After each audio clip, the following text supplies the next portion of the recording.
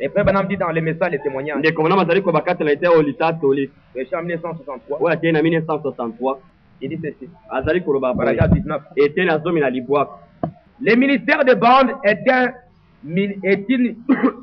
une chose universelle mosala ya kopanangisa babande ezali ya mokili mobimba partout. bisika binso. Je pense que c'est la manière dont Dieu a pour répandre les messages jusque dans les pays, dans la terre des païens. nandimi ete ezali nzela nzambe azali na yango mpona kopalanganisa sango malamu oyo ata na mboka na bapagano. Là derrière où cela doit être traduit, mpona esika wapi ekolimbolama en Allemagne, na Allemagne ainsi de suite, pe bisika ndenge na ils ndenge ont des bandes bango bazali na babande qu'ils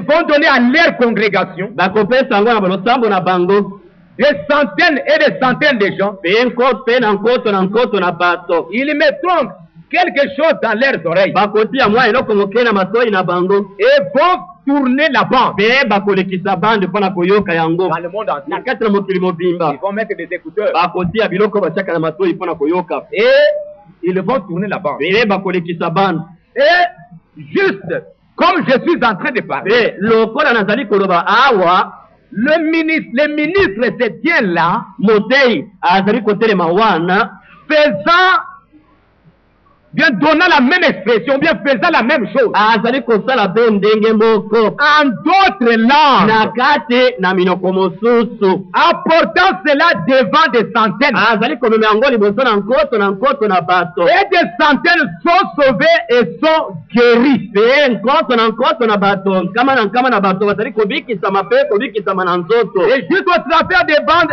allant ou traversant le monde. na nzela na bande oyo ezali kokende na mokili mobimba Tout en anglais, nyonso na ngelesa mais traduit dans plusieurs différentes langues dans des tribus autour du monde. pe ezali kolimbolama na nkota ndenge na bikolo oyo ezali kati na mokili. Il dit que ces messages, alobi ete sango oyo traduit dans le monde. ekopanga na mokili mobimba La bande, bande ils vont mettre la bande. Ça va bakotia commencer. yango mpe ekobanda kobaluka bazali koyoka Et pendant que la bande parle, na ntango bande ezali koloba pendant que je suis en train de na parler, ntango nazali koloba na bande le ministre se tient là. motei atelemi wana Il fait la même chose. azali kosala mpe ndenge Mais moko dans d'autres langues. kasi azali kolimbola yango na monoko mosusu. Est-ce que vous suivez? bozali C'est kolanda ce que nous faisons ici. yango nde tozali kosala Le prophète mosakola parle, azali koloba na le ngelesa ministre se tient. motei atelemi wana Maintenant, il est en train de ekawa traduire azali kolimbola aux croyants epa kolimbolela bandimi dans d'autres langues. na kati na monoko En mosusu français, na en lokoso lingala, na lingala en d'autres na langues, minoko en mosusu allemand, na allemand en suisse, et ainsi de suite. pe bongo na bongo. Et Frère Branham me dit, ndeko wana bazali koloba des centaines sont pe sauvés nkama